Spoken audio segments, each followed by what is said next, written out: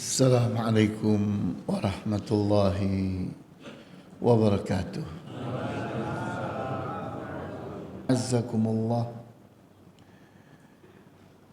Kita ingin melanjutkan bahasan kita tentang pengasuhan anak, di mana pada waktu yang lalu kita telah membahas katsayan, pendekatan, pembiasaan, dan pelayanan. Dan kita telah membahas pendekatan, ingin masuk kepada pembiasaan. Nah, ini saya lagi berusaha supaya gambarnya ini bisa full, tapi kok nggak bisa.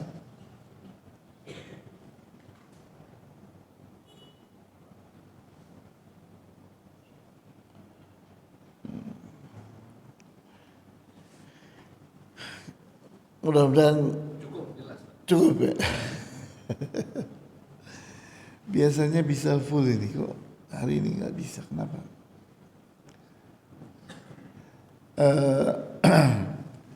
Pada saat yang lalu kita telah pelajari bahwa katsayan itu adalah sebuah metode bagaimana kita mendekati anak sampai membentuk karakter mereka. Dimulai dengan kat, yaitu pendekatan. Di mana pendekatan itu kita melakukan approach kepada anak. Kita mendekati anak kita dengan kelembutan. Kita dekati dengan kasih sayang, dengan bersimpati dan berempati. Jangan cuma simpati saja. Karena simpati itu artinya kita menyambut, mengapresiasi kelebihan yang ada pada anak. Tapi empati itu adalah kita juga ikut bersedih terhadap kelemahan yang ada pada dia, kegagalan yang ada pada dia. Jadi ada simpati dan ada empati. Seperti Allah Subhanahu wa taala memuji Rasulullah SAW, beliau itu dikatakan bil mu'minina raufur rahim. Bahwa Rasulullah SAW terhadap orang-orang yang beriman itu rauf, sangat pengiba, artinya mudah berempati. Rahim, penyayang. Rauf itu menggambarkan tentang bagaimana beliau itu mengasihi, kasihan terhadap kelemahan-kelemahan yang ada pada para sahabatnya.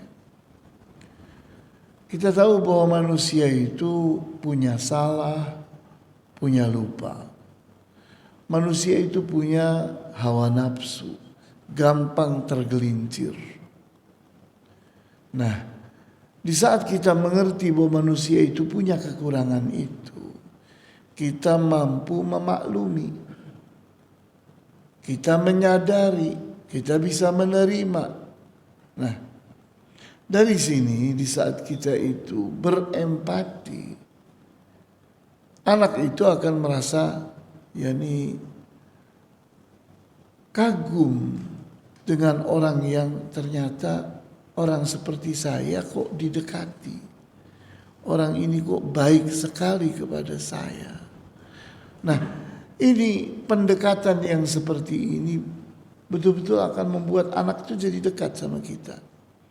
Jangan kita maunya anak bagus, anak pintar, anak bisa, anak berhasil. Jangan, tuntutan itu perlu, itu namanya simpati. Tapi kita juga harus mengambil sisi yang lain, yaitu empati, merasa kasihan. Merasa kasihan kepada kegagalannya, kekurangannya, kelemahannya, ketidakmampuannya. Kita dekati, kita bimbing. Pada dasarnya semua manusia itu bisa jadi pintar. Semua manusia itu bisa jadi orang hebat. Pada dasarnya begitu. Hanya saja setiap manusia harus ketemu pelatih. Harus menemukan orang yang mampu melatihnya. Anak kecil itu bahan. Semua anak kecil itu Allah siapkan calon orang hebat. Di mana di dunia ini, kata para ahli penelitian otak, bahwa tidak ada manusia di dunia ini yang mampu menggunakan otaknya lebih daripada 0,002%. Jadi otak manusia itu disiapkan oleh Allah untuk hebat. Tapi manusianya tidak mampu. Tidak mampu menggunakan otak itu. Kita bayangkan Nabi Adam alaihissalam. Allah katakan wa 'allama Adamal asma'a kullaha. Dan Allah ajari Adam itu nama-nama seluruhnya. Sehingga pada saat malaikat ditanyai beberapa pertanyaan tidak bisa menjawab. Maka pertanyaan-pertanyaan itu ditanyakan kepada Adam, dijawab oleh Nabi Adam. Karena betul-betul Allah penuhi dengan ilmu. Kemudian jin pun ditanya dengan beberapa pertanyaan, tidak mampu menjawab. Pertanyaan-pertanyaan itu dia tanyakan kepada Adam, Adam mampu menjawab. Sehingga kita lihat, kalau ada seorang manusia hafal Al-Quran dengan teliti, hafal hadis seluruhnya, hafal nama-nama para ulama, hafal nama para sahabat, hafal nomor-nomor telepon, hafal semua istilah-istilah obat, hafal semua istilah-istilah dan menguasai berbagai bahasa-bahasa, masih belum semua kemampuan otaknya, kapasitas otaknya dia gunakan. Pertanyaan saya, adakah orang hebat tanpa pelatih? Ini pertanyaan serius. Adakah orang hebat tanpa pelatih di sampingnya? Ada? Ada? Ada? Siapa? Otodidak. Kita lihat, di saat orang itu bertanding akan kelihatan. Di saat orang itu bertanding akan kelihatan.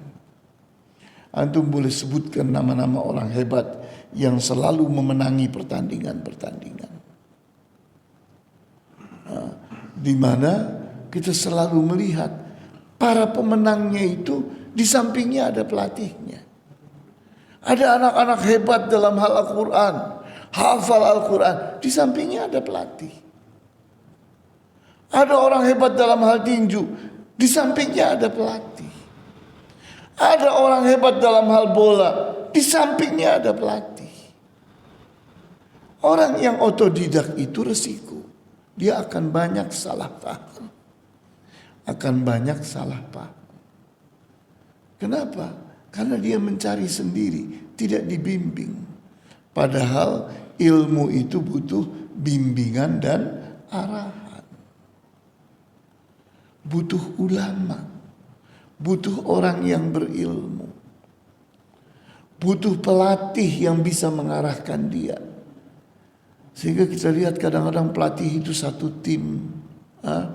Ini mengajarkan ini mengajarkan ini melatih ini membina ini dan seterusnya. Nah, jadi kita lihat di sini bahwa pendekatan kepada anak itu di antara bentuknya adalah pendampingan. Kita dampingi anak. Kita bimbing dan kita arahkan anak. Nah, itu pembahasan yang lalu. Maka pembahasan kali ini adalah pengasuhan dengan pembiasaan. Kita mengasuh anak itu dengan membiasakannya. Pepatah mengatakan ala bisa karena biasa. Orang itu bisa kalau dibiasakan. Nah, pembiasaan itu perlu pelatih. Perlu pelatih, diingatkan lagi. Sehingga kita perhatikan bagaimana Allah SWT memerintahkan orang untuk melatih orang lain sholat. Wastabir 'alaiha. Sehingga dikatakan wa'mur ahlaka bis salati wastabir 'alaiha. Wa'mur ahlaka bis salati, dan perintahkanlah keluargamu untuk salat, wastabir 'alaiha, dan terus bersabarlah engkau dalam memerintahkan orang salat. Antum bayangkan kalau seseorang itu sudah tua baru disuruh salat, kayak apa susahnya. Tapi kalau dari kecil sudah dilatih salat, maka salat itu jadi ringan untuknya. Sehingga dia akan mengalami peningkatan dengan mudah. Karena apa? Terbiasa dulu fisiknya, nanti paham, nanti meningkat yakin, kemudian meningkat lagi menjadi menikmati salatnya. Benar-benar dekat dengan Allah. Terasa dia berdiri di hadapan Allah dengan kesadaran yang tinggi. Nah, itu semua butuh pelatihan. Membutuhkan pelatihan. Tidak bisa anak dilepas. Sudah, salat. Cuma disuruh salat, tidak dilatih salat. Tidak bisa, kawan. Harus dilatih. Orang tua itu membimbing dan mengarahkan anak. Tidak bisa dilepas begitu saja. Nah, sehingga di sini dikatakan bahwa di antara bentuk pengasuhan adalah pembiasaan. Setelah anak dekat dengan kita, maka masuklah pembiasaan. Kita biasakan. Kemudian kita perhatikan surat Thaha ayat 132. Surat Thaha ayat 132. Wa'mur ahlaka bis salati wastabir 'alaiha la nas'aluka rizqan nahnu narzuquka wal 'aqibatu littaqwa. Dan perintahkanlah keluargamu untuk salat, wastabir 'alaiha. Wastabir itu asalnya wasbir, tapi ketambahan ta yang menunjukkan selalu. Wastabir, dan selalulah sabar. Sabar itu harus selalu, bukan hari ini sabar besok tidak, kemarin sabar hari ini tidak. Sabar itu harus setiap saat, dari kecil sampai besar. Kita memerintahkan keluarga kita sampai kita meninggal dunia atau keluarga kita meninggal dunia. Terus. Kenapa? Karena manusia memiliki hawa nafsu. Kadang berubah-ubah, kadang semangat, kadang malas. Kadang rajin, tekun, kadang yang malas-malasan. Sulit diatur. Kita lihat tidur sulit dibangunkan. Begitu pula Kita ini mendapati bahwa manusia itu gampang salah, gampang lupa.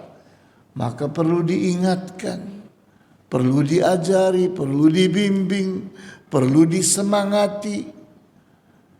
Sehingga kita itu betul-betul memompa anak. Agar anak itu benar-benar terus melakukan sholat.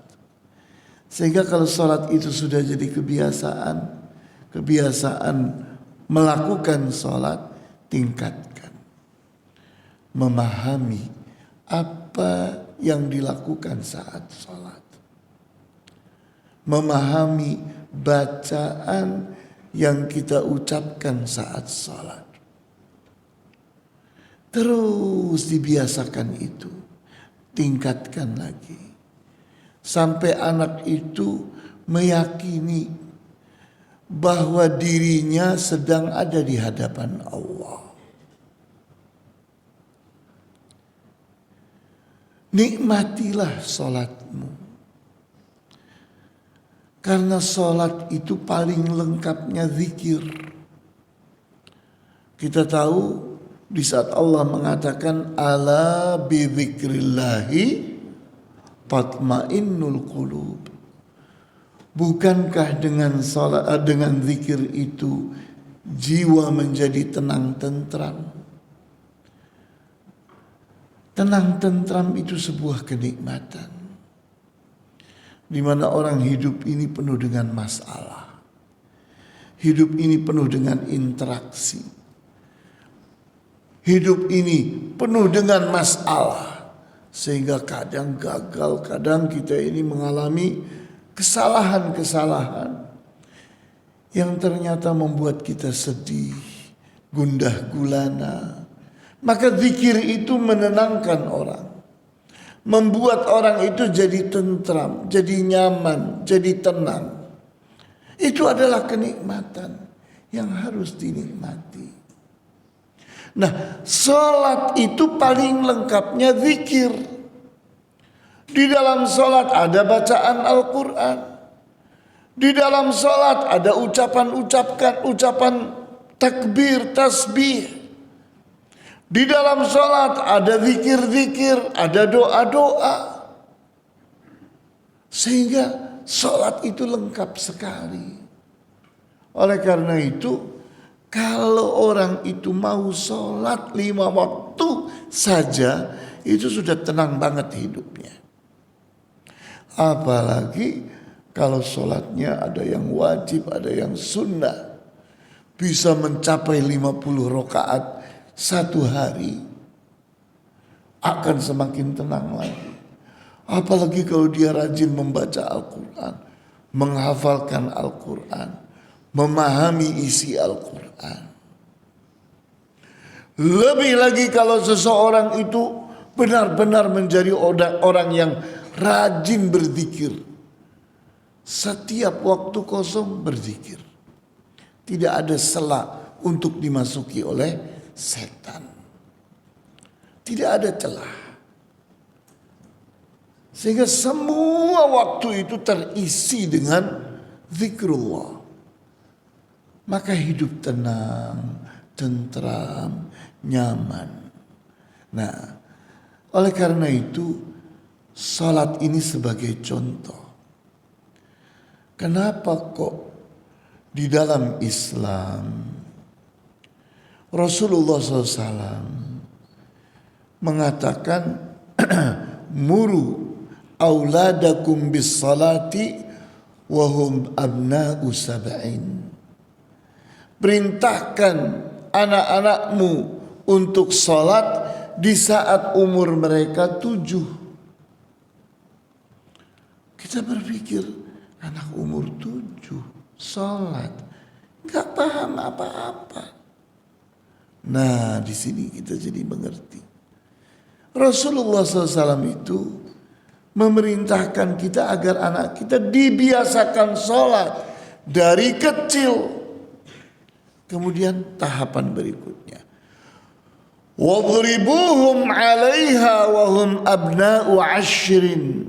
Dan pukul anakmu kalau tidak salat di saat mereka berumur 10. Nah, berarti selama 3 tahun dari 7 sampai 10 itu dibiasakan. Sehingga sholat itu sudah rutin, sudah biasa. Sehingga 5 waktu itu sholat dengan rapi. Kalau tidak sholat, kata Rasulullah, pukul anak karena tidak sholat. Ini menunjukkan bahwa ada fase di mana memperingati anak itu dimulai dengan kelembutan, terus diingatkan dengan kelembutan dalam tempo yang panjang. Setelah itu baru kita meningkat, yakni menegurnya dengan lebih keras, mengingatkannya dengan lebih kuat. Nah, sampai dengan mencubitnya, sampai dengan memperlakukannya dengan perlakuan yang tidak merusak anak. Tapi hasilnya anak itu meningkat sholatnya. Sholatnya itu mengalami peningkatan. Kemudian Allah mengingatkan, la nas'aluka rizqan. Kami ini tidak minta kepadamu rizki. Jadi enggak usah ada orang sesajen ngasih Allah makanan, ngasih Allah yakni kurban, ngasih Allah yakni apa saja. Tidak butuh Allah itu. Tidak butuh. Allah itu hanya memerlukan engkau beribadah, engkau sholat. Itu yang dilihat oleh Allah.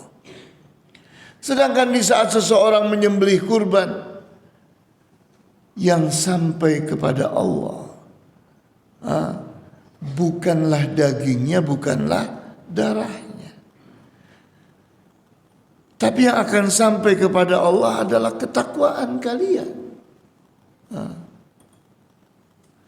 Jadi kita lihat di sini, kita harus benar-benar meningkatkan peningkatan, bahwa setelah terbiasa sholat, maka terbiasa mengenali Allah. Ini Allah tujuan kita. Kita bergantung kepadanya, sangat membutuhkannya. Buatlah Allah itu senang dan cinta kepada kita. Dengan apa? Dengan ibadah. Ini sholat. Allah sangat cinta kepada sholat.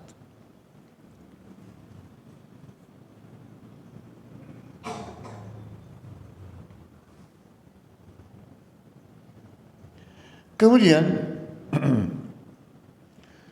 berikutnya, nahnu narzukuka, kamilah yang memberi rizki kepadamu, wal aqibatu littaqwa, justru kami yang memberi rizki kepadamu. Jangan berpikir engkau memberi rizki kepada Allah, jangan. Ini sikap yang salah di saat seseorang itu sesajen kepada Allah, memberikan sajian, pemberian kepada Allah. Allah tidak butuh. Kami yang memberi kau sesajen. Kami yang memberi rizki kepada kalian. Wal aqibatu littaqwa. Kemenangan itu pada akhirnya untuk ketakwaan. Siapa yang bertakwa menang karena dibela Allah, dan siapa yang tidak bertakwa ditinggalkan, tidak dibantu, tidak dilindungi oleh Allah. Nah, jadi kita lihat di sini ayat ini dengan tegas bahwa mendidik itu, merubah itu dengan pembiasaan. Kita membayangkan bahwa pembiasaan itu seperti api kecil.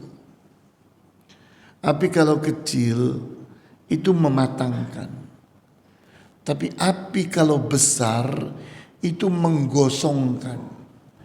Sehingga makanan yang kita masak karena kita ingin cepat-cepat, maka hasilnya apa? Gosong, bukan matang. Kalaupun matang, atasnya mentah, tidak rata matangnya. Sehingga pembiasaan itu kita bayangkan seperti api kecil. Api itu kecil saja. Dalam tempo yang lama makanan itu semuanya matang dari bawah ke atas. Seluruhnya. Nah, begitu pula dalam mendidik. Kemudian kita perhatikan hadis ini. Hadis yang diriwayatkan oleh Ahmad, Abu Dawud dan At-Tirmidzi. Di mana Rasulullah SAW menyatakan, "Muru abna'akum bis salati wa hum abna'u sab'i sinin." Perintahkan anak-anak kalian untuk salat di saat mereka itu berumur 7 tahun. Wadribuhum 'alaiha li'ashrin, dan pukul mereka saat berumur 10 tahun. Wa farriqu bainahum fil madaji'. Kalau sudah berumur 10 tahun, pisahkan ranjang-ranjang mereka. Masing-masing satu ranjang. Jadi kita lihat di sini, ini Rasulullah SAW mengajari kita bagaimana mendidik anak. Anak itu dididik untuk melaksanakan kewajibannya dari umurnya 7 tahun. Kita berpikir, kenapa kok mulainya dari 7 tahun? Jawabnya, para peneliti otak mengatakan bahwa sel-sel otak itu untuk menjadi lengkap membutuhkan 6 tahun. Sehingga umur 0 sampai 6 tahun sel otaknya belum lengkap sempurna. Sehingga kita melihat anak itu semakin hari semakin lancar bahasanya. Nanti lancar-lancarnya bahasa dia, pandai bertanya, pandai bicara di saat umurnya 6-7 tahun. Maka orang pun mengatakan sekolah SD itu dimulai dari umur 7 tahun. Kenapa? Karena itu saat yang tepat. Otak sudah lengkap, sudah siap belajar, baru mulai belajar. Nah, kemudian kenapa kok kita harus memperingati anak dengan keras saat umurnya 10 tahun? Jawabnya, tinggal beberapa tahun lagi dia itu akan balik, akan mengalami masa balik. Kalau masa balik itu datang, maka anak itu merasa dirinya dewasa. Anak sudah mulai sulit diatur-atur. Kenapa? Karena merasa dirinya besar. Dan kita sudah terlambat. Karena kita pun harus berubah cara kalau umurnya sudah balik. Harus dengan ngobrol, dengan diskusi. Sehingga kita menganggap dia itu seperti orang dewasa. Karena dia tidak mau dianggap anak kecil. Anak itu sudah balik, itu sudah mulai berhasrat kepada lawan jenis. Suaranya pun sudah parau, seperti suaranya orang dewasa. Maka perlakuannya pun harus seperti perlakuan kepada orang dewasa. Nah, sebelum itu umur 10 tahun ini limit. Anak harus sudah terbiasa. Karena kalau sudah balik sulit untuk kita biasakan. Bisa jadi dia akan melawan. Nah, ini kesalahan orang tua. Termasuk pendidikan adab. Kalau antum ditanya, belajar adab dulu atau belajar ilmu dulu? Mana yang lebih dulu? Adab atau ilmu? Hah? Kenapa adab dulu? Ilmu agar beradab. Adab dulu, kenapa Pak? Kenapa Pak? Adab lebih gampang daripada ilmu. Kan lebih mudah, lebih susah Pak. Ya, bayangkan bahwa ilmu itu senjata yang bisa digunakan oleh orang baik dan orang jahat. Iya atau tidak? Nah, maka ilmu itu akan jadi baik, jadi bermanfaat kalau yang memegangnya orang yang beradab. Sehingga adab itu harus lebih dulu daripada ilmu. Maka melatih adab itu pada saat anak masih kecil. Sehingga pada saat dia diwajibkan kewajiban sudah siap menyambut Al-Quran, menyambut Al-Hadis, menyambut ilmu, menyambut hikmah. Kenapa? Adabnya sudah mampu menghormati ilmu, menghargai ilmu. Sehingga nanti pada saat menerima ilmu, ilmu itu dimanfaatkan dengan baik dan benar karena dia telah menjadi manusia beradab. Memangnya koruptor itu tidak mengerti bahwa 2 tambah 2 itu 4? Apa tidak pintar matematika kok bikin laporan awur-awuran kayak gitu? Hah? Memangnya nggak ngerti? Bukan tidak mengerti kawan, sangat mengerti matematika, tapi tidak beradab. Sehingga nipu negara, nipu umat manusia, merugikan. Nah, bikin laporan yang palsu, bikin laporan yang ngawur, ya atau tidak? Karena tidak beradab. Jadi kita lihat di sini. Rasulullah SAW mengajari kita dengan teliti. Mendidik itu dengan pembiasaan. Biasakan dari kecil. Untuk menjadikan anak itu beradab. Sehingga pada saat umurnya 10 tahun. Rasulullah SAW mengatakan. Wa farriqu bainahum fil madaja'. Pisahkan anak-anak kalian itu. Kalau sudah berumur 10 di ranjangnya masing-masing.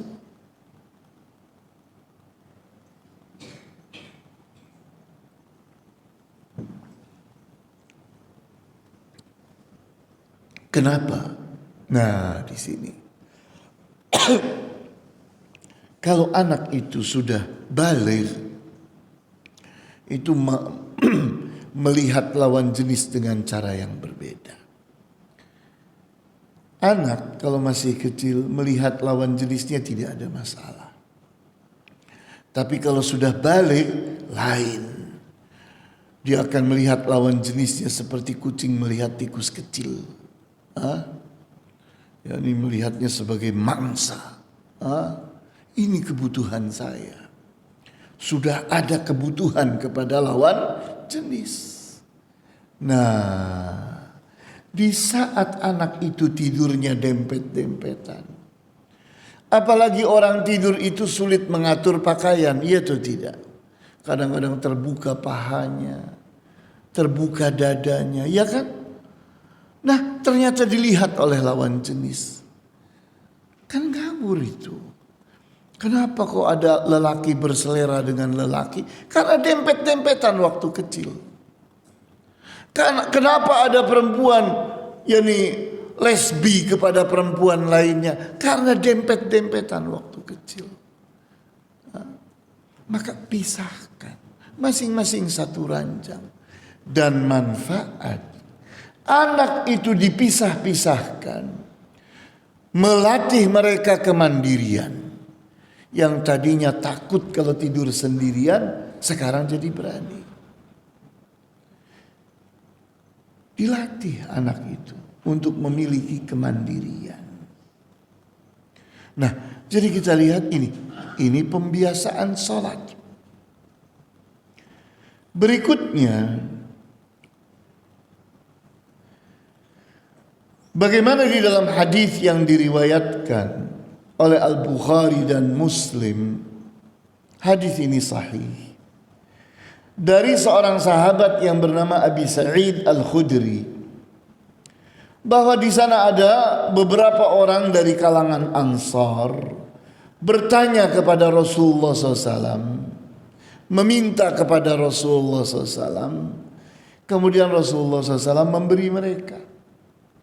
Minta lagi, diberi lagi oleh Rasulullah SAW. Sehingga habislah pemberian Rasulullah SAW. Maka Rasulullah SAW pun mulai bersabda memberi pelajaran. Faqala ma yakunu indi min khairin falan addakhirahu ankum. Apapun kebaikan yang ada padaku, tidaklah aku akan simpan, aku tumpuk-tumpuk pada diriku. Tidak. Wa may yasta'fif yu'ifahu Allah. Barang siapa yang bersikap afif itu memuliakan diri. Orang kalau tidak mau minta-minta itu memuliakan dirinya. Tapi orang kalau minta-minta itu menghinakan dirinya. Maka seseorang itu menahan dirinya agar mulia. Jangan menghinakan dirinya jadi tukang minta-minta. Maka kata Rasulullah SAW, wa may yasta'fif, barang siapa yang bersikap afif, memuliakan dirinya, yu'ifahullah, maka dia akan dimuliakan oleh Allah. Allah akan jadikan memang benar-benar dia manusia yang afif. Wa may yastaghni yughnihillahu, barang siapa yang jiwanya kaya, Allah kayakan dia. Kekayaan itu adalah sikap jiwa. Kalau antum tanya orang kaya, apakah kamu orang kaya? Belum, saya belum kaya. Yang kaya tuh fulan tuh, punya pesawat terbang, punya pulau. Jadi orang kaya pun tidak merasa dirinya kaya. Kenapa? Di depan dia ada harapan-harapan yang lain. Kalau punya yang itu baru saya kaya. Itu ketamakan. Sehingga kekayaan itu bukan barang. Banyaknya barang itu tidak membuat orang kaya. Tapi yang membuat orang kaya itu jiwa. Di saat seseorang itu jiwanya kaya, dia bisa merasa cukup.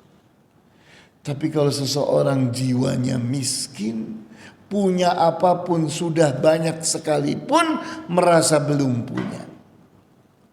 Kenapa? Jiwanya miskin, mentalnya mental kere. Sehingga walaupun Kementerian Sosial sudah memunguti itu orang-orang miskin itu dari jalanan, dimasukkan ke panti asuhan, kemudian diberi semuanya, diberi pakaian, makanan, sekolah dan sebagainya, lari lagi ke jalanan. Kenapa? Memang jiwanya miskin.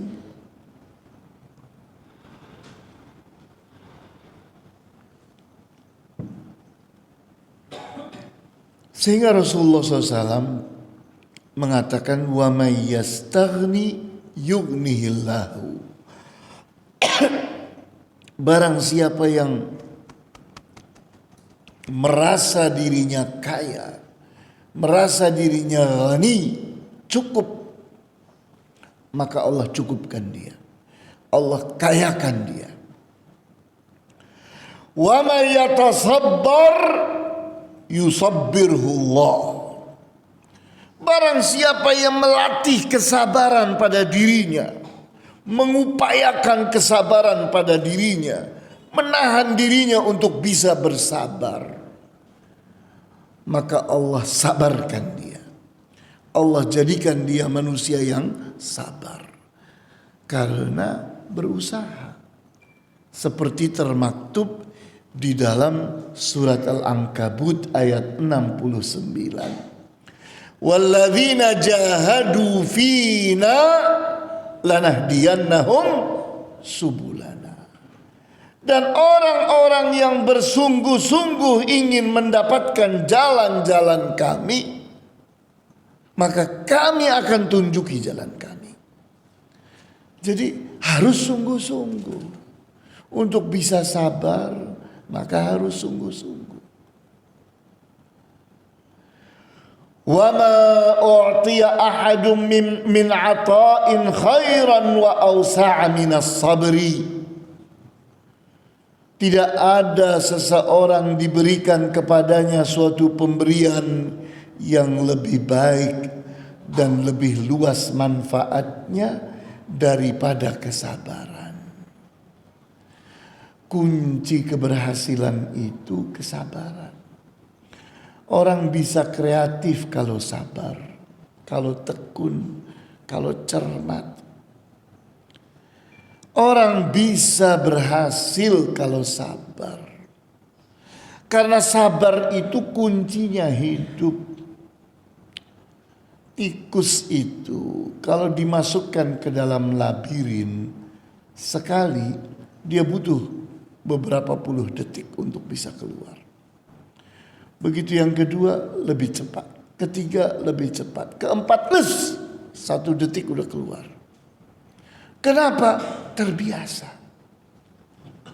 Butuh kesabaran, kenali, pahami, hafalkan, seset. Kenapa seseorang itu mahir mengendarakan sepeda motor? Karena lama dia berpengalaman. Kenapa seseorang itu pandai mengendarakan mobil? Karena lama dia berpengalaman, sabar. Kenapa seseorang itu pandai menjadi pilot? Jawabnya karena berpengalaman, karena dia sabar. Jadi apapun harus ditekuni, harus diteliti, harus dicermati, harus sabar. Nah, di sini bersabar itu perlu pembiasaan. Sehingga mendidik itu dengan pembiasaan. Kemudian seorang ulama yang bernama Ibnu Battal rahimahullah, beliau mengatakan, ajma'al ulama'u annahu la talzamul ibadatu wal faraidu illa 'indal bulughi. Telah sepakat para ulama bahwa ibadah dan kewajiban-kewajiban itu tidaklah wajib kecuali seseorang telah baligh. Jadi mulainya dari kapan? Dari saat baligh. Walakinna aktsaral ulama istahsanu tajrib as-sibyan 'ala al-ibadati raja'al barakah. Akan tetapi kebanyakan para ulama menganggap baik melatih anak-anak kecil itu untuk melakukan ibadah yang bermacam-macam untuk mendatangkan barokah. Jadi walaupun anak itu belum dapat pahala, tapi dapat berkah dari Allah. Kenapa? Dari kecil sudah rajin beribadah. Wa anna man fa'ala dzalika minhum ma'jur, Dan siapapun di antara mereka yang melakukan itu dapat pahala. Jadi orang yang melatih anak itu dapat pahala.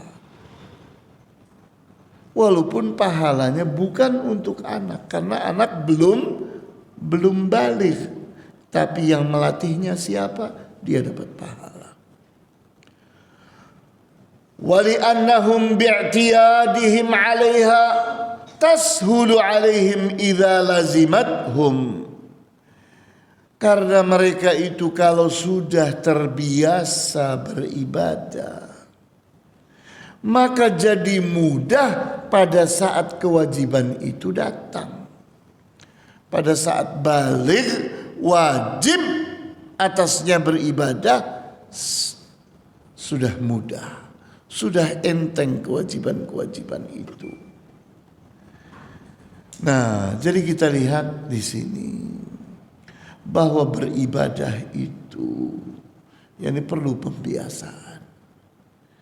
Perlu pendidikan melalui pembiasaan.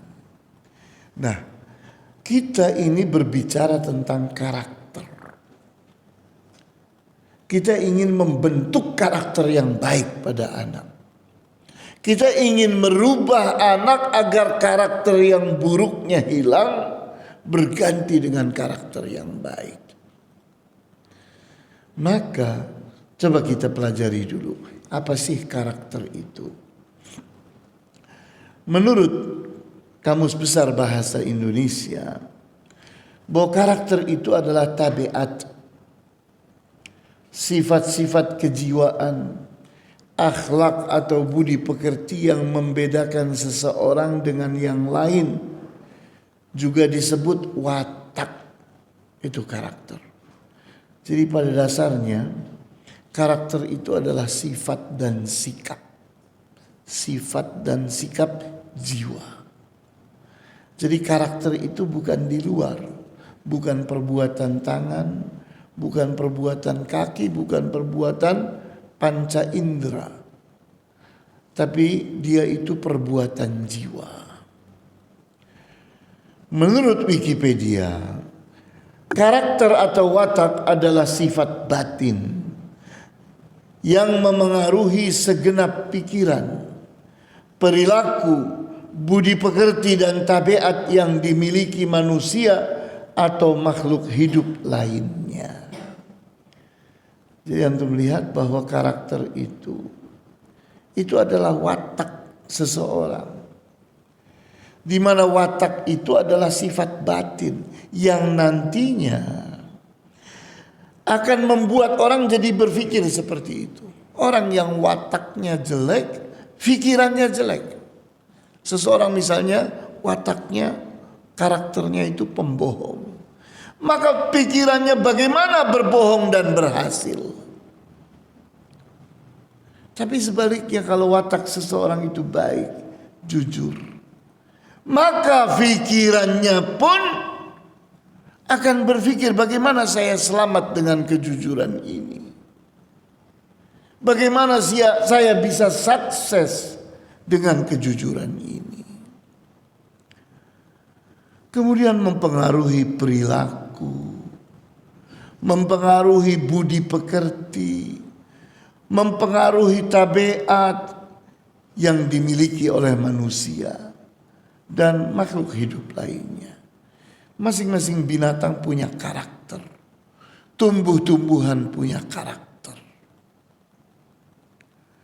Secara umum, karakter itu adalah sifat dan sikap yang mencerminkan tabiat, watak, kepribadian dan perilaku yang membedakan seorang individu dengan individu lainnya. Itu karakter. Jadi karakter itu adalah sifat jiwa, sikap jiwa, ada di dalam jiwa, yang nantinya akan tercermin di saat dia berbuat. Sehingga orang setelah seseorang berbuat melihat, oh anak ini karakternya baik. Dari mana? Itu lihat. Adabnya baik. Perilakunya baik. Berfikirnya baik. Program dan rencananya bagus. Sehingga orang itu bisa dibedakan satu dengan yang lain dengan karakter itu. Anak ini dengan anak ini beda karakternya. Nah, kita perhatikan apa yang dikatakan oleh seorang sahabat yang bernama Abdullah ibnu Mas'ud radhiyallahu anhu. Hal ini diriwayatkan oleh At-Tabarani dan Al-Baihaqi, di mana beliau berkata, "Hafizu ala auladikum fis salati wa 'allimuhumul khaira fa innamal khairu 'adah." Hafizu ala auladikum fis salati, jagalah, peliharalah anak-anak kalian dalam hal sholat. Jaga agar mereka terus sholat, terus terlatih sholat. Wa'allimuhumul khaira, dan ajarkan mereka kebaikan, terus ajari kebaikan. Fa innamal khairu 'adah, karena kebaikan itu adalah kebiasaan. Orang mampu berbuat kebaikan itu karena kebiasaannya. Jangankan yang berat-berat, sekedar pakai sarung saja. Kalau dari kecil tidak terbiasa pakai sarung, canggung dia. Melorot lagi. Orang melihatnya nggak pantas banget sih, nggak rapi-rapi pakai sarungnya. Ya nggak kebiasaannya, sekedar pakai sarung. Apalagi yang lebih sulit daripada sarung. Jadi pendidikan itu pembiasaan, biasakan. Nanti yang sulit-sulit akan terasa mudah kalau telah terbiasa. Saya ingin mengingatkan dengan pepatah Jawa yang bagus sekali. Witing tresno jalarane soko kulino. Mengalirnya cinta, kebaikan, kebajikan. Jalarane, salurannya, jalannya itu soko kulino, dari kebiasaan. Jadi pepatah Jawa saja udah tua, itu mengajarkan itu. Kalau kita ingin anak kita baik, ya dibiasakan baik.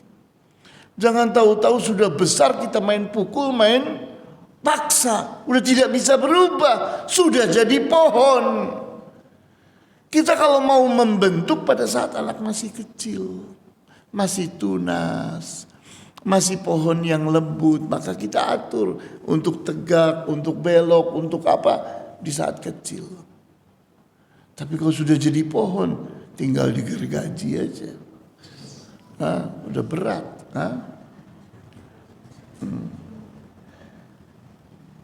Maka kita lihat pada kitab Al-Adabus Syar'iyyah, seorang ulama yang bernama Ibnu Muflih rahimahullah, beliau berkata,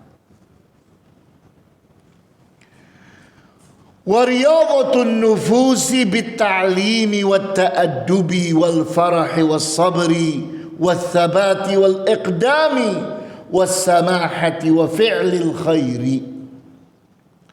Wa idza takarrara dhalika marratan ba'da ukhra sara 'adatan wa tabi'atan thaniyatan wal 'adatu taba'i'un thawanin. Riyadhatun nufus, melatih jiwa manusia, itu caranya adalah bitalim, dengan diajari, wa ta'addubi, diasuh, Wal farah, diajak senang kepada sesuatu. Was sabri, diajak bersabar dalam melakukan sesuatu. Was sabat, mantap dalam membela kebenaran. Wal iqdam, siap maju untuk membela kebenaran. Was samahah, berlapang dada kepada orang lain. Wa fi'lil khair, dan melakukan apapun yang baik. Dilatih. Wa idza takarrara dzalika marratan ba'da ukhra sara 'adatan wa tabi'atan thaniyatan. Kalau sesuatu itu sudah diamalkan sekali, kemudian setelahnya sekali lagi, diamalkan lagi sekali lagi, sehingga suatu saat jadi kebiasaan. Dan karakter tabiat itu adalah kebiasaan. Jadi karakter itu adalah kebiasaan seseorang. Wal 'adatu taba'i'un thawanin. Adat-adat kebiasaan itulah karakter-karakter yang terbentuk berikutnya. Jadi membentuk karakter itu dengan pembiasaan.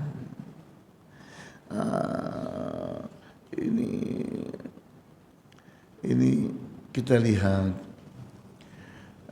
Saya ingin baca saja supaya cepat selesai. Sesungguhnya sifat dan sikap dasar manusia hanyalah fitrah atau nurani. Sedangkan sifat dan sikap lainnya dihasilkan oleh pendidikan orang tua dan lingkungan pergaulan sehari-hari.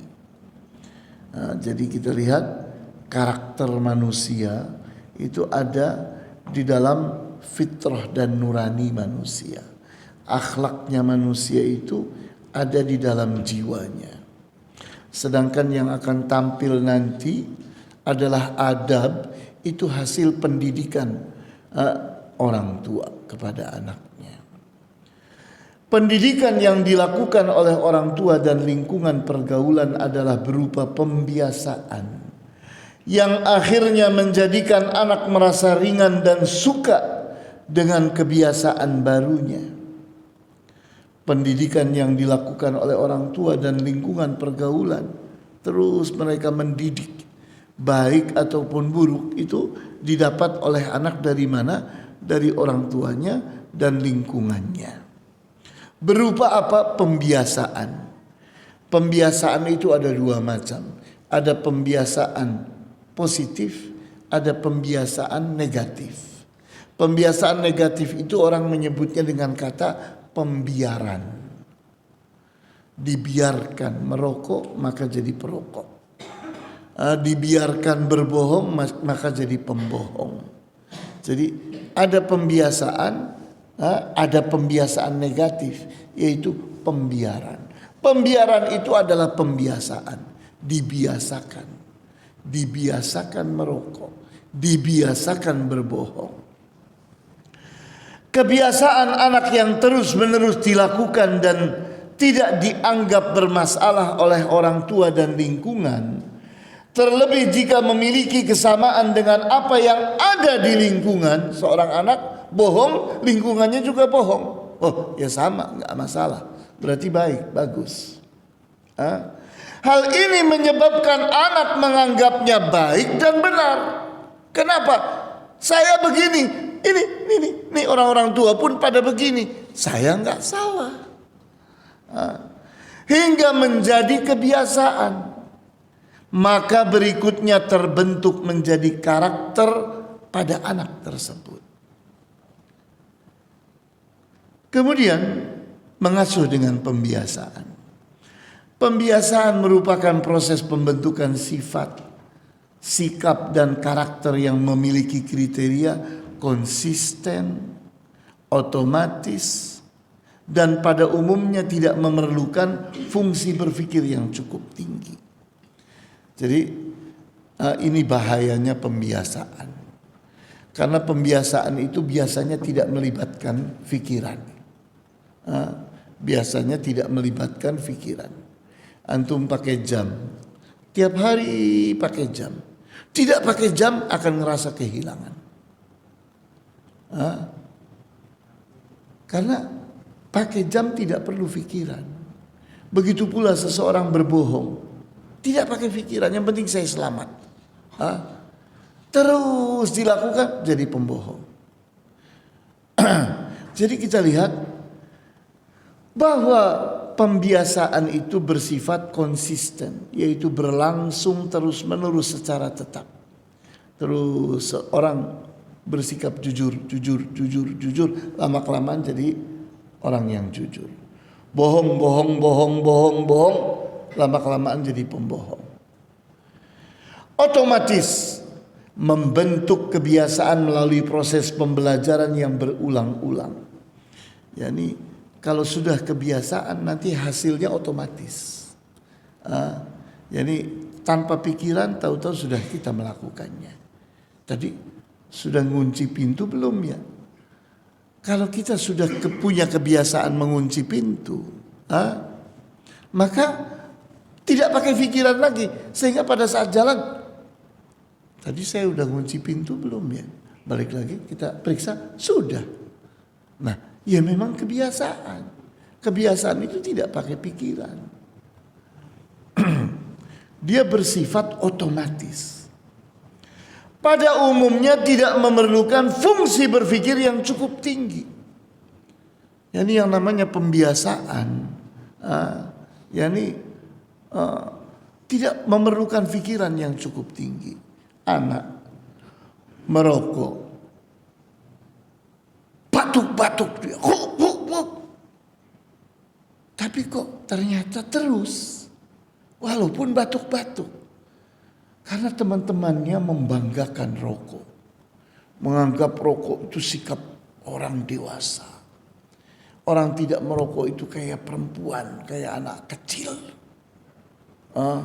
Maka di situ ditanamkan kebanggaan pada rokok, dan anak tidak berpikir. Habis itu yang tadinya batuk jadi tidak batuk, terus sampai kecanduan. Itulah pembiasaan. Karena pembiasaan itu umumnya tidak memerlukan fungsi berpikir yang cukup tinggi. Tidak berpikir akibat, tidak berpikir apa nantinya, tidak. Misal, untuk dapat mengucapkan salam, cukup fungsi berpikir berupa mengingat atau meniru saja. Beo pun bisa. Assalamualaikum. Tapi ngerti apa enggak tuh apa artinya? Enggak ngerti.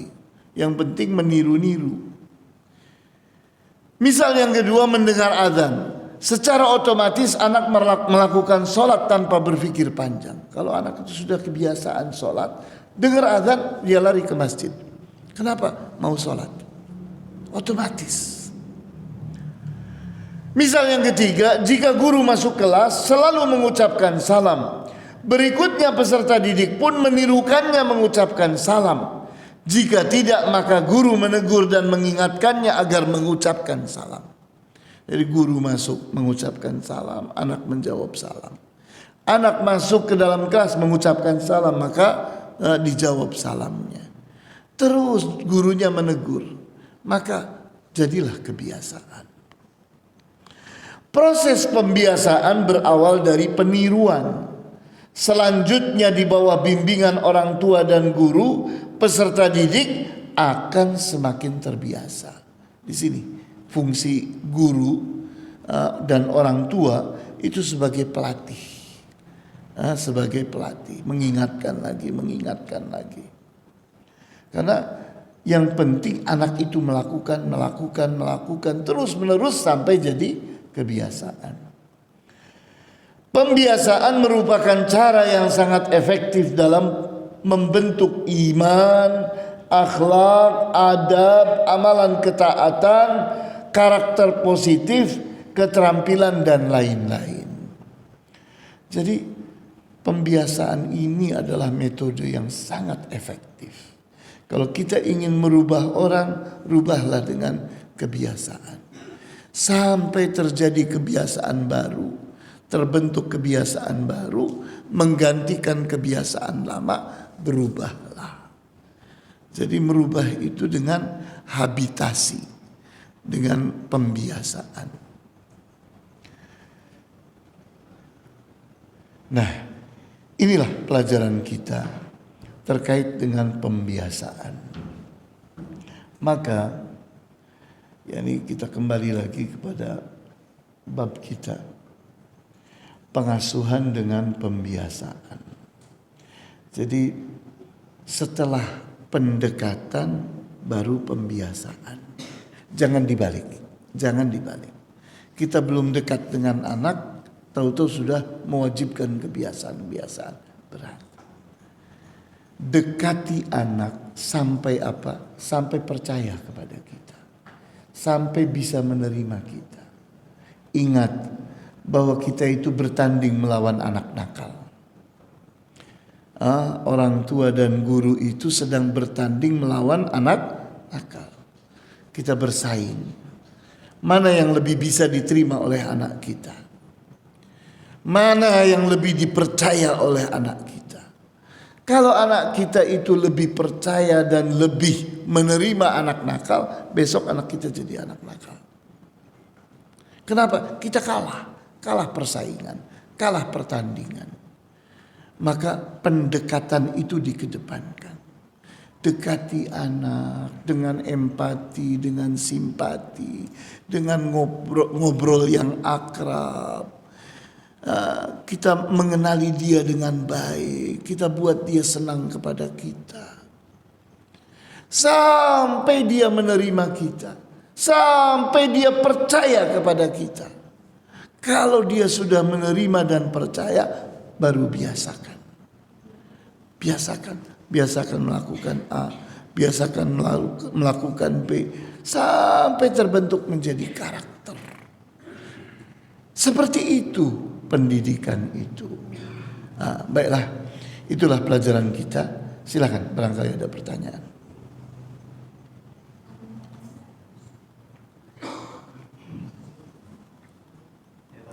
Ya.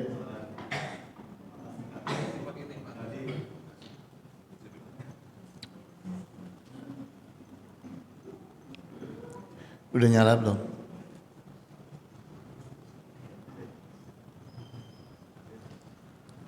Belum nyala. Udah.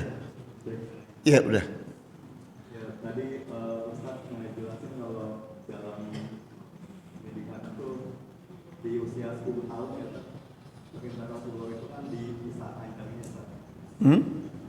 Usia 10 tahun itu kan harus dipisah ya. Iya. Bagaimana kalau emang kenyataannya tuh di luar sana tuh kayak rumahnya tuh nggak memungkinkan buat misalnya panjang kayak gitu kan. Terus dari segi ekonomi juga belum memadai gitu. Itu seperti apa tuh Pak kalau kondisinya seperti itu? Terima kasih Pak. Ya. Jadi kita harus mengupayakan pemisahan anak. Harus mengupayakan pemisahan anak. Gimana caranya? Walaupun kita memiliki keterbatasan, kita carikan cara. Misalnya di rumah kita ada sekian ruangan. Yang ini adalah dapur, yang ini adalah kamar, yang ini ruang tamu. Maka daripada yakni kita itu kumpul satu kamar jadi dempet-dempetan. Kalau malam jadikan tiga-tiganya kamar.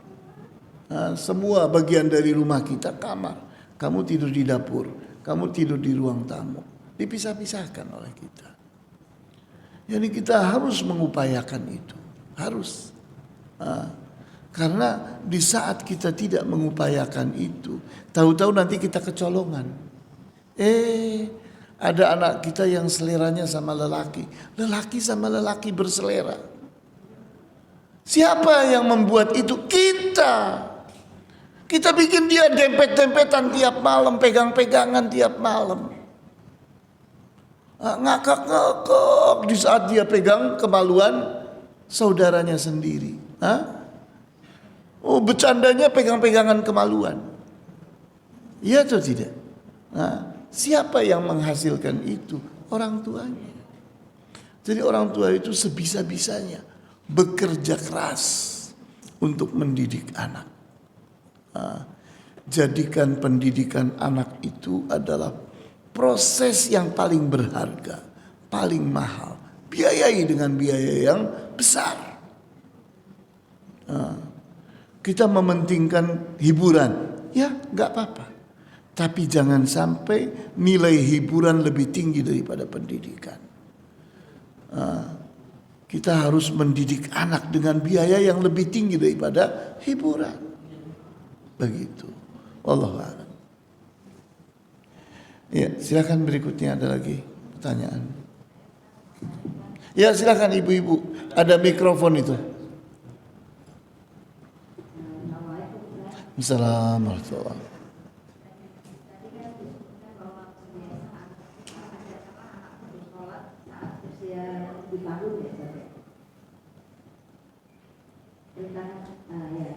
Saat usia 7 tahun. Nah, yang ini saya tanyakan bagaimana metode yang tepat untuk mengajarkan anak-anak sholat di usia dia TK. Jadi sementara kan di satu sisi kita harus mengedepankan untuk mengajarkan adat kepada mereka. Bagaimana? Iya. Kita lihat bahwa Sufyan Ats-Tsauri, seorang tabi'i, itu mengajari kita tahapan, ada 3 tahapan pendidikan yang masing-masing fasenya adalah 7 tahun. Beliau katakan la'ib ibnaka sab'an, ajak main anakmu 7 tahun, wa adibhu sab'an, dan latih dia beradab 7 tahun, wasahibhu sab'an, dan jadikan dia temanmu 7 tahun. Jadi ini 3 metode, 7, 7, 7. Jadi dari 0 sampai umur 7, metodenya adalah mendidik sambil bermain, belajar sambil bermain, bermain sambil belajar. 7 tahun, dari 0 sampai 7 tahun. Kemudian wa adibhu sab'an, latih dia beradab 7 tahun. Dari umur 7 sampai umur 14 dilatih jadi manusia beradab. Bagaimana saat di hadapan ayah, di hadapan ibu, di hadapan familinya, di hadapan guru, saat sholat, saat mengaji, kamu bersikap begini, beradab begini, terus dilatih adab.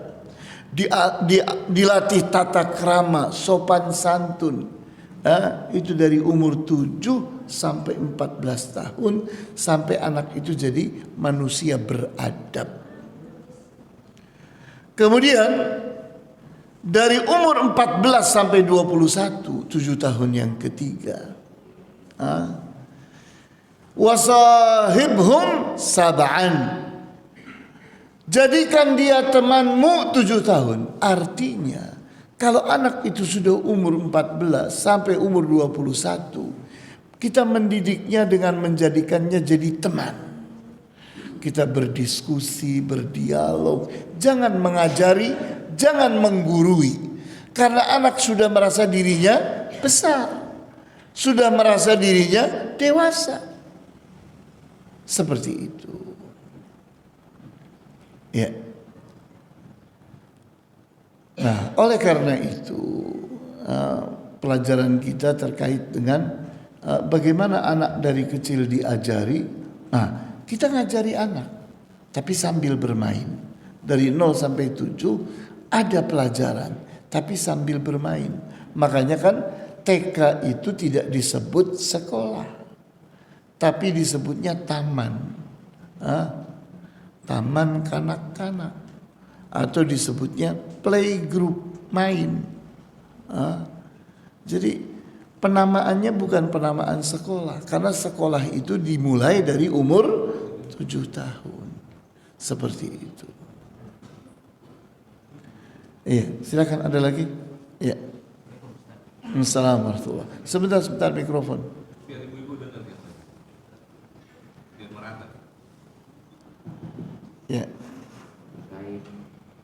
Ya, udah keluar. Nah. Terkait pukul mereka karena meninggalkan sholat saat berumur 10 tahun. Teknisnya mukul itu sesuai syariat seperti apa?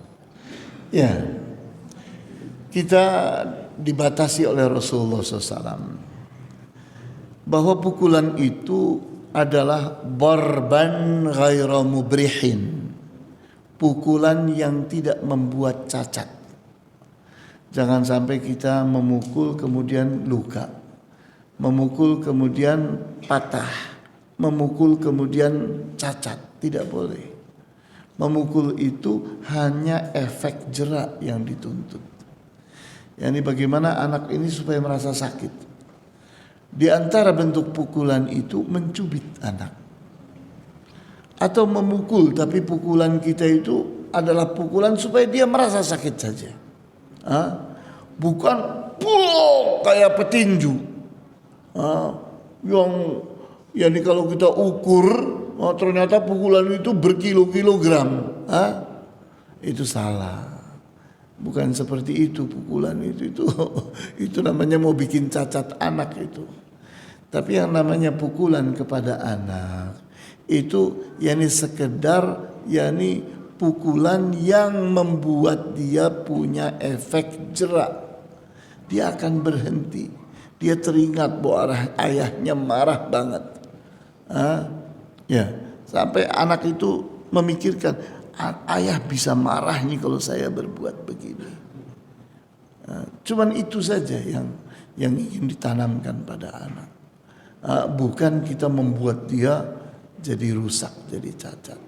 Nah, kalau kita tidak sanggup memukul, cubit. Anak itu sakit dengan dicubit itu. Ya sakit itulah yang dicari. Yang dicari dengan kalimat memukul itu adalah sakit. Tapi sakit yang tidak merusak. Seperti itu. Ya. Cukup ya? Baiklah, kita tutup. Wallahu ta'ala a'lamu bis-shawab. Walhamdulillahi rabbil alamin. Wa sallallahu ala asyrafil anbiya'i wal mursalin wa ala alihi wa ashabihi ajma'in. Subhanakallahumma bihamdika asyhadu an la ilaha illa anta astaghfiruka wa atubu ilaik. Wassalamu alaikum warahmatullahi wabarakatuh.